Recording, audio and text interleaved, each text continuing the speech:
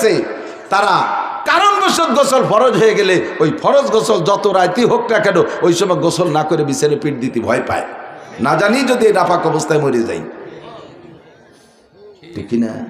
না জানি কি নাপাক অবস্থায় মরে যাই, এই ভয়তে সাথে সাথে যে গোসল তার একটু খারাপ লাগে না। শরীয়তকে তবিয়াতে পরিণত করেন, টুপি মাথায় দিয়ে অভ্যাস করেন, আর টুপি মাথায় দিতে কষ্ট হবে না। পাগড়ি পরার অভ্যাস করেন, পাগড়ি বানলে মাথা ব্যথা হবে না। দাড়ি রাখার অভ্যাস করেন, তাহলে আর কোনোদিন চুলকবে না। প্রথম একটু রাখছে, খাইজনি দাড়ি তাতে চুলকয়, এবার কেটে ফেলাই দিছে, এবার সে পুরুষ অঙ্গ গুড়াইতে মেরে দিছে।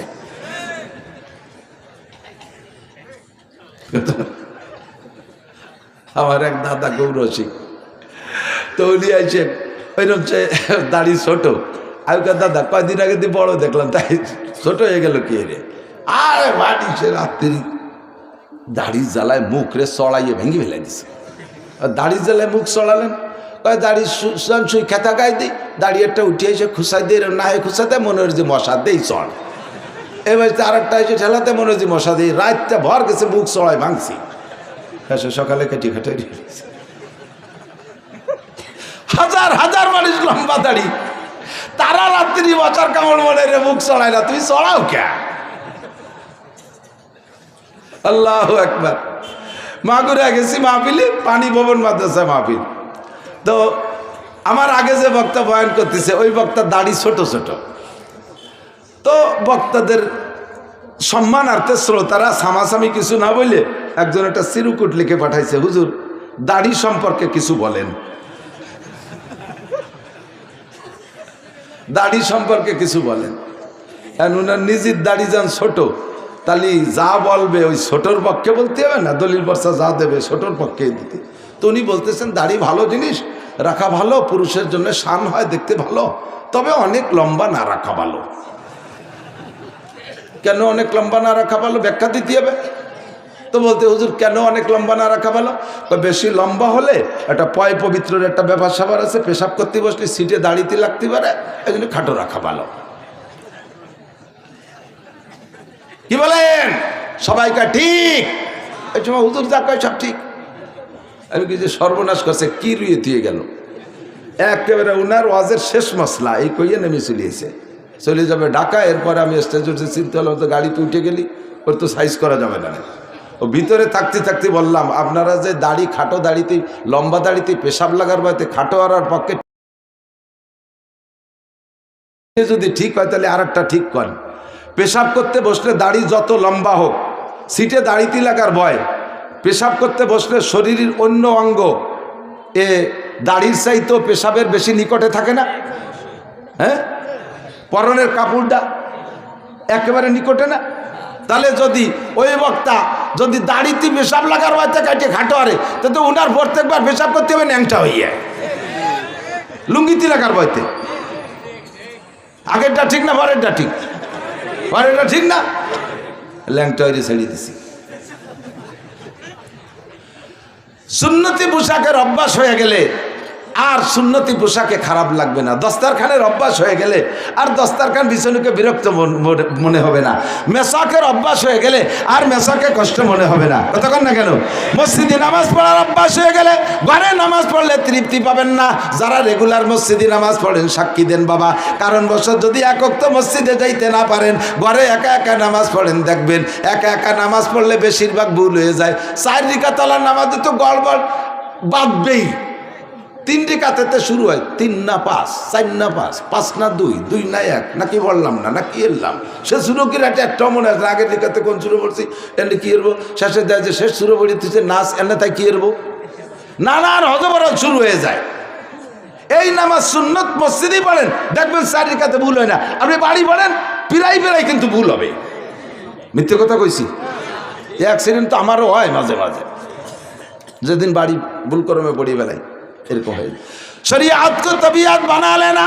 শরিয়াত যদি তবিয়াত হয়ে যায়, অভ্যাসে পরিণত হয়ে যায়, যেই মহিলা বোরকা পরার অভ্যাস আছে ওই মহিলা খালি মাথায় বিনা বোরকায় বাইরে যাইতে পারবে? কথা বলেন পারবে? আল্লাহ একই মহিলা এক একটার এক এক স্বভাব। আমি মক্তব্যে যখন পড়াইতাম, ছাত্র বয়সে মক্তব্যে পড়াইতাম, 200-250 টাকা বেতন পাইতাম, তাই দিয়ে 2-3 ভাই পড়তাম, এই জন্যই মক্তব্যে পড়াইছি, ইমামতি করছি। তো সেই সময় ওই মেয়েরা যারা আসতো পড়তে, একটু বড় হয়ে উঠলে তাদের বলতাম যে তোমরা বোরকা পরে এসো। তো মহিলাটা বলতেছে হুজুর আমার ইমান আছে। হুজুর একটা মেয়ে বলতে আমার ইমান আছে। তোমার কিরম ইমান আছে? কয় যে আগে একদিন মসজিদে জুমার দিন বয়ান করছেন, আমাকে বাড়িতে ভাসে। আপনি বলছেন যে যার লজ্জা আছে তার ইমান আছে। আমার লজ্জা আছে, এই জন্য আমার ইমান আছে।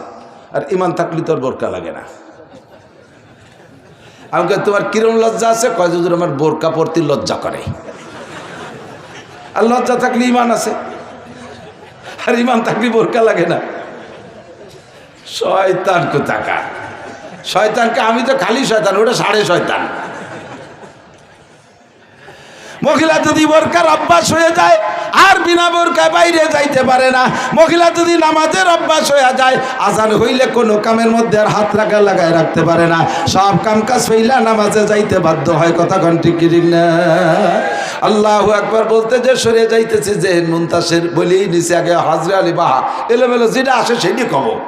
রাজি আছেন ইনশাআল্লাহ? যে যে জায়গার সমস্যা ওইগুলো এসে যাবে ইনশাআল্লাহ। সবই আমার কার্য জরুরি। নুন ওয়াল কালামি ওয়া ইয়াসতুরুন। আমি আপনি যদি হিদায়াতের বাণী গ্রহণ না করি, আল্লাহর কিছু আসে যায় না। কাজেই কোরআন শরীফের যত মাসালা আছে এগুলো বলতে গিয়ে আল্লাহর কসম খাওয়ার কোনো দরকার নাই, কসমের কোনো দরকার নাই। কসম তো সমাজে ওই লোকটাই খায় যেই লোকটা নিজের স্বার্থ উদ্ধার করতে যাইয়া বাধাগ্রস্ত হয়। স্বার্থ উদ্ধার করতে গেছে, তারা বিশ্বাস করেন আমারে 10,000 টাকা দেন। কয় না তোরে টাকা দেবো না, তুই সিটার বাটপার। কয় আল্লাহর কসম শুক্রবারে দেব। এই 10,000 টাকা নেওয়ার জন্য সে কসম খায়, নিজের বিশ্বস্ততা তৈরি করে। আমার আল্লাহ তো সিটার বাটপার না, আমার আল্লাহ ধোঁকাবাজ না। আল্লাহ আমার রব্বুল আলামিন, আমার আল্লাহ পাকের কথা কেউ খাইলেও ভালো না খাইলেও ভালো। আল্লাহ কেন কসম খায়? আল্লাহ কয় তোমাদের মতো সিটার বাটপাররা আমার কথা বিশ্বাস করো না, সেই জন্য আমি কসম খাই। আমি সিটার বাটপার সেজন্য কসম খাই না। তোমরা ধোঁকাবাজ, কথা খাও না, এই জন্য তোমাদের সামনে কসম খেয়ে বলি। কসম খাইলেন কিসের কসম? আল্লাহর সৃষ্টি জগতের ভিতরে যত শ্রেষ্ঠ জিনিস আছে তার মধ্যে একটা হলো কলম। 5টা জিনিস বানাইছে আল্লাহ নিজ হাত দিয়ে। 1 নম্বরে আরশ, আল্লাহর আরশ আল্লাহ হাত দিয়ে বানাইছে। 2 নম্বরে কলম বানাইছে হাত দিয়া। 3 নম্বরে জান্নাতে আদন। 8টা জান্নাতের মধ্যে জান্নাতে আদন বানাইছে আল্লাহ হাত দিয়া। 4 নম্বরে মুসা আলাইহিস সালামের তৌরাত লিখেছে আল্লাহ হাত দিয়া। 5 নম্বরে গোটা মানব জাতির মাথা বানাইছে আল্লাহ হাত দিয়া। একটু কন্যা সুবহানাল্লাহ। এই 5টার প্রতি আল্লাহর দরদ বেশি, তাই আল্লাহ কলমের কসম কে বলে ওয়াল কলম। বান্দা ভালো করে শুনে নে, আমি কলমের কসম খেয়ে বললাম অল কলম। কি কয়? এই কসমের পরে বলে নুন ওয়াল কলামি ওয়া মা ইয়াসতুরুন। নবী পাককে সান্ত্বনা দিচ্ছে, মা আনতা বিনিমাতি রাব্বিকা বিমাজনুন। হে নবী, আপনারে মক্কার আরবের কাফেররা পাগল কয়, আপনারে পাগল কয়। আপনি নাকি পাগল? আপনি একটু মন খারাপ করবেন না, আপনি যে পাগল না এর সার্টিফাই আমি আল্লাহ করে দিলাম। মা আনতা বিনিমাতি রাব্বিকা বিমাজনুন। আপনি আপনার রবের নিয়ামত, আমার নবী পাগল না। কথা বলেন ঠিক কি ঠিক না? আমার নবীরে যে পাগল কয় ওইটা একেবারে দামড়া ছাগল। জোর হলো না? ওইটা কি? দামড়া ছাগল, ফাটা ছাগল। ফাটা ফাটা ফাটার গায়ে দেখছেন না তিব্বতা তোরের গিরান। অবদার পর দাঁড়ায় থাকবে, এই পাশে 2 কিলোমিটার দূরিতে টের পাওয়া যে জানকেল দাঁড়ায় রয়েছে এখানে, যার নাম হলো বোমরা ফাটা। হ্যাঁ, আমার নবীরে নিয়ে যারা সমালোচনা করে, নবীকে পাগল বলে, চরিত্রহীন বলে, ওরাই অরিজিনাল চরিত্রহীন। ঠিক কিনা? মক্কার আরবের এক লোক নবী পাককে গালি দিছে, এক কাফের নবী পাককে গালি দিছে সরাসরি। তো গালি দেওয়ার পরে হুজুর আলাইহিস সালাম বললেন, এই খবর নাও, এই ছেলেটার জন্মের মধ্যে সমস্যা আছে। ছেলেটার জন্মের মধ্যে ওই ছেলেটা যদিও কাফের, ওর বিশ্বাস যে মুহাম্মদ সাল্লাল্লাহু আলাইহি ওয়াসাল্লাম যা বলছে ওর মধ্যে সন্দেহ নাই। ও ডাইরেক্ট ওর মার কাছে চলে গেছে, মুহাম্মাদের কলেমা পড়ি নাই, মুহাম্মাদের ইসলাম গ্রহণ করি না, তবে মুহাম্মদ মিথ্যা কথা বলে না। আমি তারে গালি দিলে সে আমাকে বলল যে এই ছেলেটার জন্মের মধ্যে সমস্যা আছে। মা তুমি সত্যি কথা কও দি, আমার জন্মের মধ্যে সমস্যা আছে নাকি? ওর মা কয় যে আল্লাহে তোর জন্মের মধ্যে সমস্যা আছে, তুই যে বাপের পরিচয় দিস ওটা তোর বাপ না।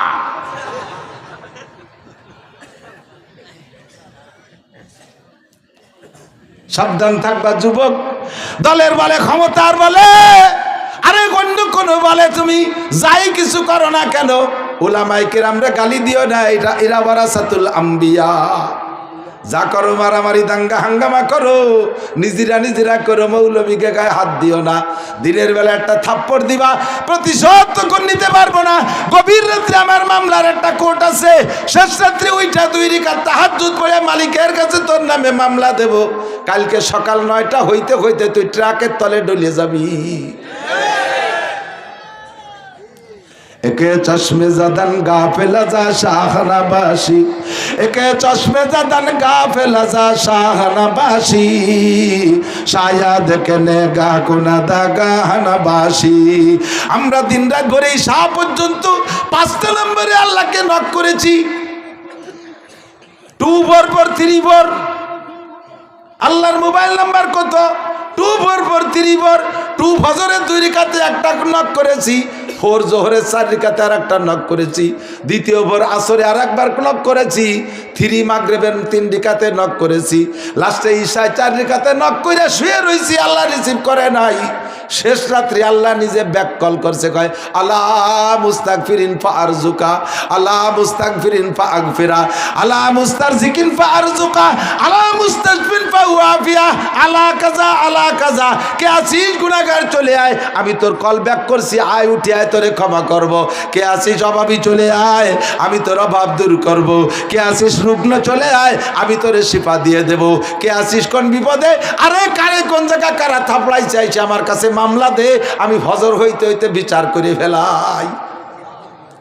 ছোট্ট মাদ্রাসার তালবি আলিম থাপ্পড় একটা দিয়েছ বন্ধু, সেই সময় প্রতিশোধ নিতে পারে নাই। ও শেষ রাত্রে হেফজোখানার ছেলে, কেরাতখানার ছেলে, ও শেষ রাত্রে উইটা 2 রাকাত নামাজ পড়ে আগে তোমার নামে মামলা দিয়ে দিয়েছে।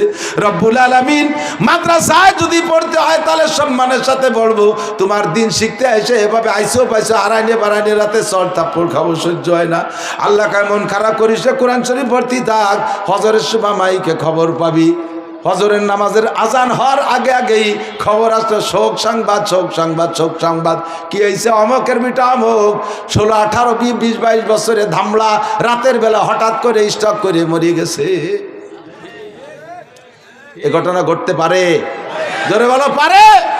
সকালবেলা মোটরসাইকেল নিয়ে রাস্তায় যাবি, বালির ট্রাকের সাথে ডলে যাবি, কুত্তার গোস্ত কোনটুক আর তোর গোস্ত কোনটুক আলাদা করা যাবে না, সাবধান থাকবি। আরে যদিও সামনের পর তোরে কইতে পারলাম না তোর জন্মের দোষ আছে, তুই জারোর সন্তান হারামজাদা জাইরুর বাচ্চা, সামনের পর কইতে পারলাম না, তবে তোর বিয়াদবিতে বুঝে নেছি তোর জন্মের মধ্যে দোষ আছে।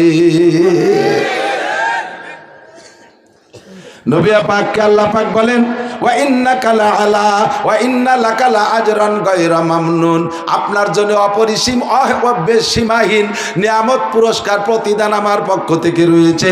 হে নবী আপনি 1 নম্বর পুরস্কার নিয়ে নেন, ওয়া ইন্নাকা লাআলা খুলুকিন আযীম।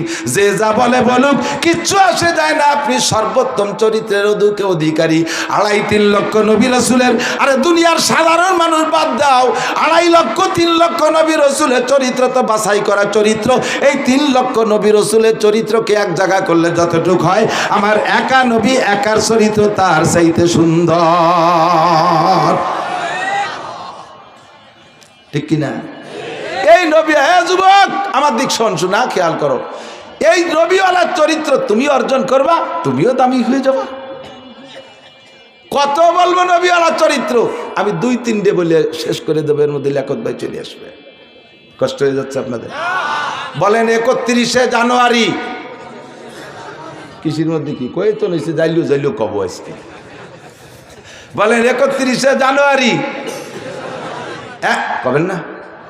এই তারিখটা বললে নেকি হবে আজকে, অন্য দিন অন্য মাসের তা বছরের তা করলে হবে না। 31শে জানুয়ারি, একটু জোরে কর না, আরেকবার 31শে জানুয়ারি। 1-2 ফেব্রুয়ারি 2025 টঙ্গী বিশ্ব ইজতেমা। মনে থাকবে তো? যাতে ভুলিয়ে না যান, পরে আমি ভুলিয়ে না যান, এই জন্য মাঝখানে এক সবক পড়াই নিলাম। এরকম জুমলায় মোতারিজা। ঠিক আছে? আমার নবীর চরিত্রের মধ্যে থেকে 2-1টা চরিত্র আমরা শিখে নিলি ভালো হয় না? হুজুর আলাইহিস সালাম বলেন, আমি মেহমানদারির ডাক বলি আজকে, মেহমানদারিটা, কারণ আমাকে তো ঘুরে ঘুরে খেয়ে বেড়ানোর লাগে, এটা একটু করলি পরে আমাকে একটু লাভ হয়। বর্তমানে আল্লাহর রহমতে আমার অন্য কোনো ওয়াজ আমলে কেউ আনুক আর না আনুক, একটা ওয়াজ যা আমলে আছে আমি খুব খুশি আছি আলহামদুলিল্লাহ। এই যে ফিটের ওয়াজ যেন কবে করছি, যে হানে যায় ফিটিয়া, আর বাড়ির ফিটের চিন্তা লাগে না আমার। ওরা কায় কাকে ডাকা ডাকা দান চাল কিনে দিছি, চিনি মিনি কিনে গুড় মুড় দিয়ে ঘর ভরে দিছি, তোমরা কমাবতী বানায় খালি খাও না খালি না খাও, আমার অভাব নাই।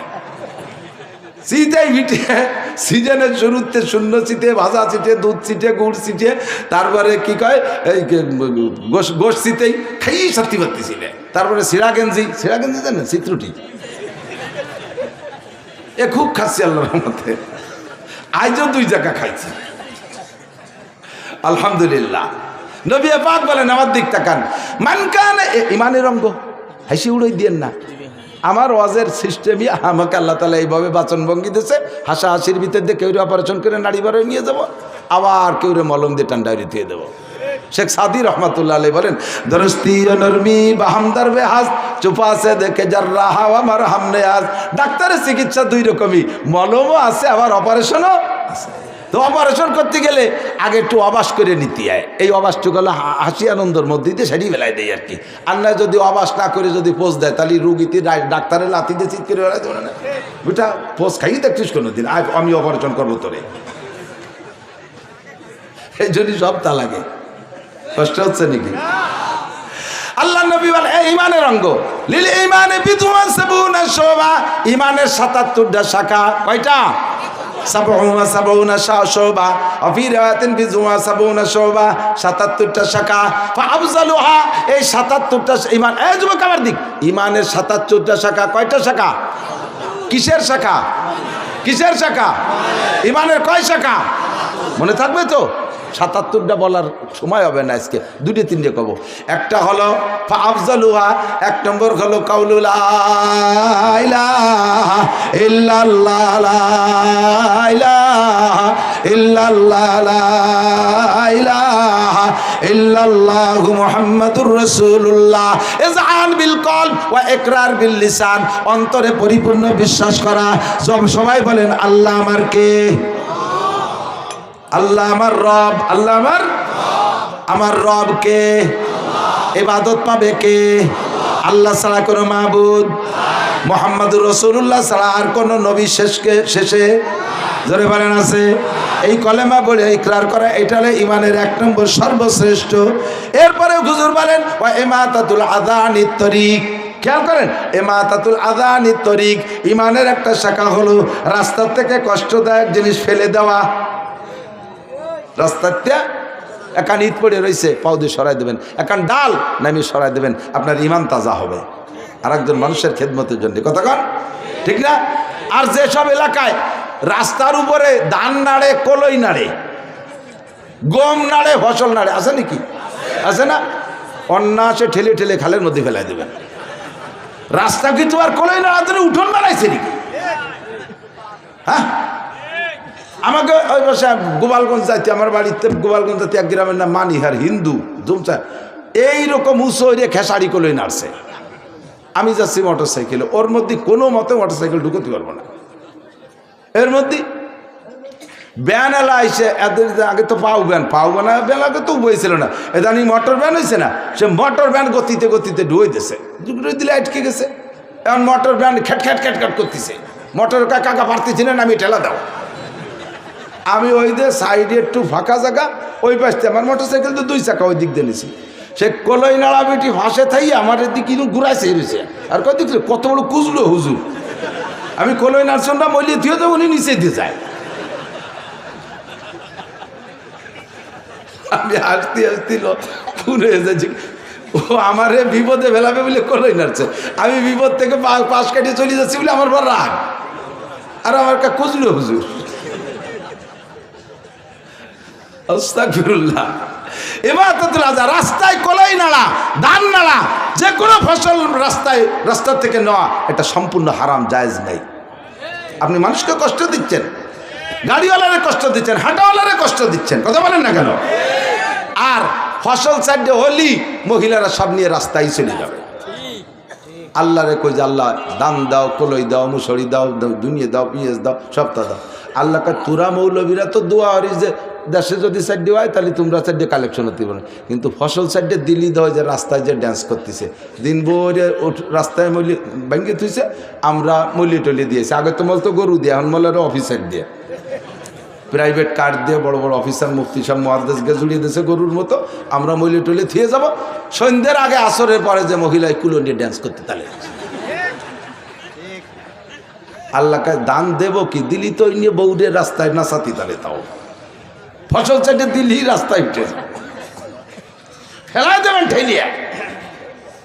ইমাতাতুল আযানির তারিক, এটা ইমানের অঙ্গ। কেন আপনি নাড়বেন রাস্তায়? আপনার বাড়ি নাড়েন, এই রাস্তা যদি পাকা না হতো, মাটি হতো, তাহলে কেতেন, সে সময় তো আসতেন না। এই জন্যই জায়গায় জায়গায় যে এলাকায় ফসল বেশি নাড়ে সেই এলাকায় দোয়া করি, আল্লাহ এই রাস্তা যেন ভেঙ্গি স্থিরে চুরমার হয়ে যায়। যাই আমরা খড়িতে গেলাম, তারপরে ফসল তো নাড়তে হতো, এবার দোয়া করো, সালাম দিছি আল্লাহ। ইমাতাতুল আযানির তারিক। এরপরে হুজুর বলেন ওয়াল হায়াউ শুবাতুম মিনাল ঈমান। আমার দিক, ওয়াল হায়াউ শুবাতুম মিনাল ঈমান, লজ্জা ঈমানের অঙ্গ। লজ্জা ঈমানের অঙ্গ কিভাবে হুজুর কয়? ইজা ফাতাকাল হায়া ফাফআল মা শিতা, তোমার যখন লজ্জা চলে গেছে তখন তুমি যা খুশি তাই করতে পারো। লজ্জা থাকলে যা খুশি করা যায় না, কথা কোন ঠিক ঠিক না? আল্লাহু আকবার। বলবাড়ি এক জায়গায় মাহফিল, দলা হুজুর গেছেন, বাইদ্য দলা হুজুর যাইয়ে গাড়িতে নামিয়েই পাগল হয়ে গেছে পেশাবের জন্য। মিয়া পেশাবখানা কোন জায়গা, মিয়া পেশাবখানা কোন জায়গা? গেছে রাত্রি, রাত 7-8টার দিন। আমি বললাম যে হুজুর, বুড়ো মানুষ এইভাবে পেশাব চাপায় রাখলি পেশাবের ক্ষতি হয়, কিডনির ক্ষতি হয়। কয় যে বাহির দিতে রওনা দেওয়ার পরে একটু পরে পেশাব হয়েছে, কিন্তু রাত্রে যাচ্ছে গাড়িতে, কোন জায়গা বসবো সেই বসার জায়গায় খুঁজে পেলাম না সারা রাস্তায়। লজ্জাতে মনে করি যে নামিয়ে বসলি কেটা না কেটা জন্য দেখবে না, কেটা না কেটা জন্য দেখবে না, এই লজ্জাতে সারা রাস্তায় পেশাব করতে পারিনি রাতের বেলা, বুড়ো মানুষ। আর বাটি ভাড়ার মোড়ে দেই যে 5 জন গোল হয়ে দাঁড়াইয়ে জামাতে পেশাব করতেছে, পাল্লাতেছে কি রাখার বাউ ভিজেতে পারে। সাড়ে হারামজাদার দল। লজ্জা থাকলে এই কাম করতে পারে, কথা বলেন? লজ্জা চলে গেলে যা খুশি করা যায়, কাঁচা দেওয়া যায় লজ্জা চলে গেলে, গালাগালি করা যায় লজ্জা চলে গেলে, মাথার কাপড় ফেলা যায় লজ্জা না থাকলে, পাশা বেরোনো প্যান্ট পরা যায়। দেখছেন না ভাষা বেরোন প্যান্ট কি ফার্স্ট ক্লাস ভাষা, এরকম খুলি দিয়ে বসে বসে বইছে প্যান্ট চলি ওদের দিয়ে বার হয়েছে, পায়খানা করে দিলে প্যান্টের কোনো আনে মাহাবে না। নামাজে গেছে সিজদার মধ্যে রুকুতি, গেঞ্জিটা এদিক ঠেলে চলিয়েছে, প্যান্টের দিক ছেড়ে চলে ফাঁসার 2 গিরি বার হয়ে গেছে, পিছন হলে হাসতে হাসতে চলে যাচ্ছে। এই জানা চলবি না, কজুর আপনিও যাইয়েন না, যে ধ্যানকে কি ভাষা পারবেন আপনি জীবনের ভাষা বেরোন প্যান্ট পরতে? লজ্জা থাকলে এই প্যান্ট পরতে পারে? মার সামনে, মায়ের সামনে, বোনির সামনে, শাওড়ির সামনে, নাবির নিচে লুঙ্গি নামাই এক বেনাফল বর্ডারের দ্বারে পিলারের দ্বারে নিয়ে বাঁধছে। লজ্জা যদি থাকে তাহলে এইরকম জায়গায় লুঙ্গি পরতে পারে?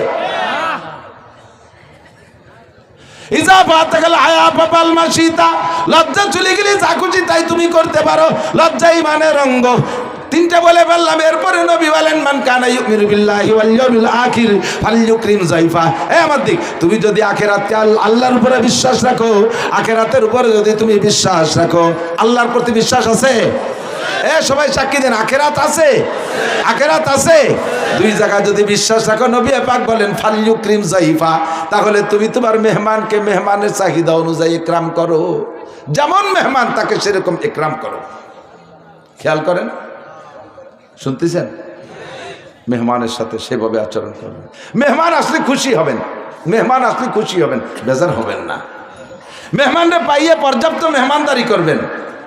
আর মেহমান কি কি চায়, কিসে খুশি, আগের তো জানা থাকলে তো জানা থাকলো, না জানা থাকলে নতুন মেহমান হলে জেনে নেবেন যে আপনি বেতাকাল্লুক, আরবিতে বলে উলামায়ে কেরাম বলে বেতাকাল্লুক, তার মানে কোনো মাইন্ড, ডোন্ট মাইন্ড, কোনো অন্য কিছু মনে করবেন না, আপনার কি কি চাহিদা আপনি বলবেন আপনি আমার জন্য রান্না করছেন মোটা মোটা 10-15 প্রকার, একটাও আমি খাতি পারি না। মিষ্টি মিষ্টি পিঠা বানাইছেন, আমার ডায়াবেটিস 22। তাহলে এই যে রাতভর যে পিঠে বানাইছেন তা জলে গেল না? আপনার মন খারাপ হবে না? আপনার বোর মন খারাপ হবে? আপনার এবারে রাত্রি একটা কিছু কবে যে তুমিও আনাড়ি, শুনবা না হুজুর কি খায়? সে বলে সাক্ষাৎ, প্রথম সাক্ষাৎ সালাম, আসসালামু আলাইকুম রহমতুল্লাহ, ভদ্রতার সাথে একটা সুন্দর সালাম দেবেন, আফসুস সালাম। এরপরে মুসাফায় হাত দেবেন, এই মুসাফা, এদিক তাকান, মুসাফা করবেন। প্রত্যেকের হাতের এই বুড়ি আঙ্গুলের একের গলা পর্যন্ত হাত মিশিয়ে দেবেন।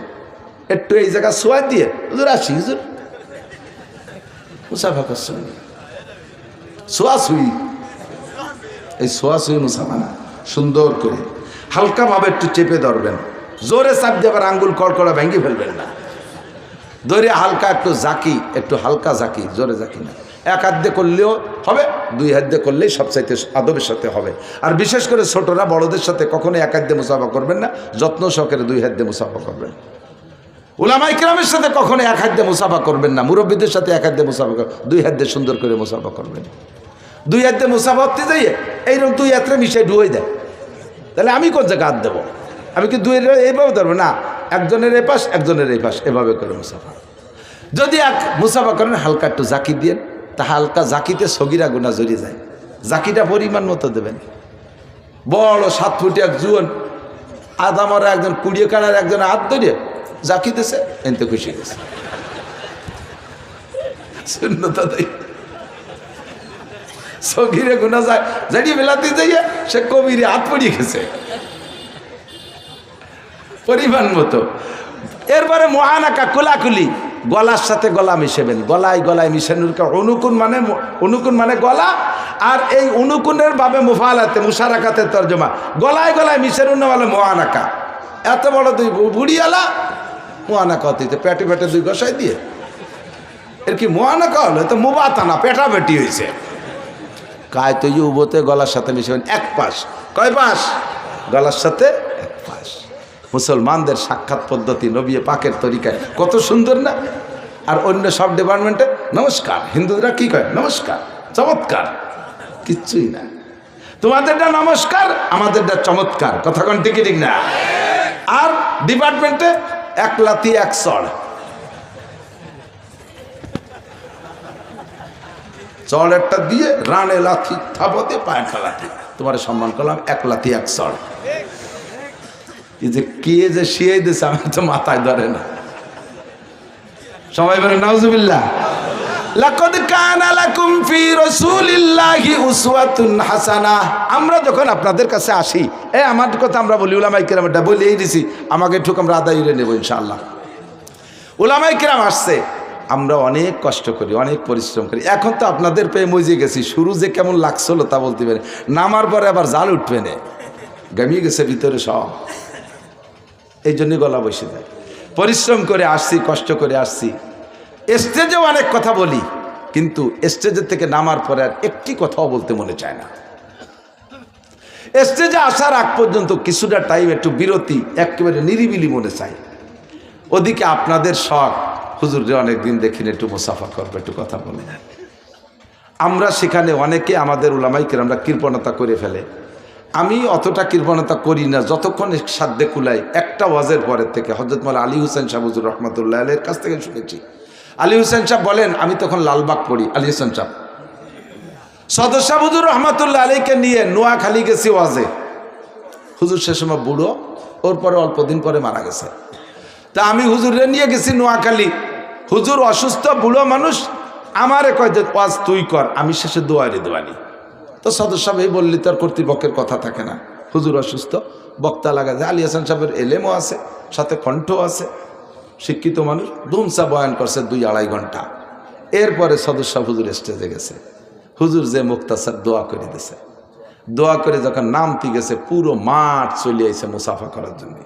আলী হাসান সাহেব তো জুয়ান মানুষ, সামনে যায় একজনে মুসাফা করতে ফিরে দেখিস না হুজুর কথা বলো দুর্বল অসুস্থ হয়ে গেছে। বলার সাথে সাথে সদর সাহেব আলী হাসান সাহেব, হ্যাঁ দুর্বল কি আমি হয়েছি না তুই হয়েছিস? হ্যাঁ এরা মুসাফা করে, তুই মুসাফা ঠেয়ানুর কিনা? আমি এই জায়গায় বসবো, পুরো মাঠের সবার সাথে মুসাফা করব। এর ভিতরে একটা লোক যদি জান্নাতে যায় আর আমি যদি তার সাথে দুনিয়ায় মুসাফা করা থাকে, কিয়ামতের ময়দানে সে আমার ধুয়ে যেতে পারবে না। তুই মুসাফা ঠেকাইস।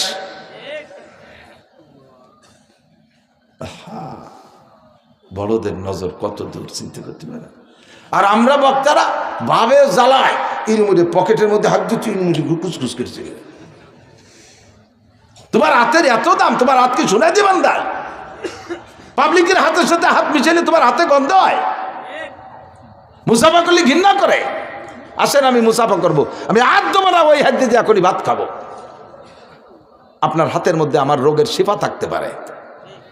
আপনার হাতের ছোঁয়ার ভিতরে আপনি ভয় পাচ্ছেন যে রোগ জীবাণু থাকতে পারে না, আমি মনে করি এর ভিতরে হাতের ভিতরে হাতের ভিতরে শেফা থাকতে পারে। সবচেয়ে বড় কথা হলো ওই কথাটাই আজকে যার সাথে মুসাফা করব, কিয়ামতের ময়দানে যদি ও জান্নাতে যায়, আমি বলতে পারবো আমা তারিফুনি আনাল্লাজি সাফাহতু কাফিদ দুনিয়া, আমি সেই ব্যক্তি, আমারে চেনেন, আমি আপনার মাঠে বয়ান করেছিলাম, তবে আমার নানান অপরাধে ধরা পড়ে গেছি, আপনার সাথে মুসাফা করছিলাম, মনে পড়ে?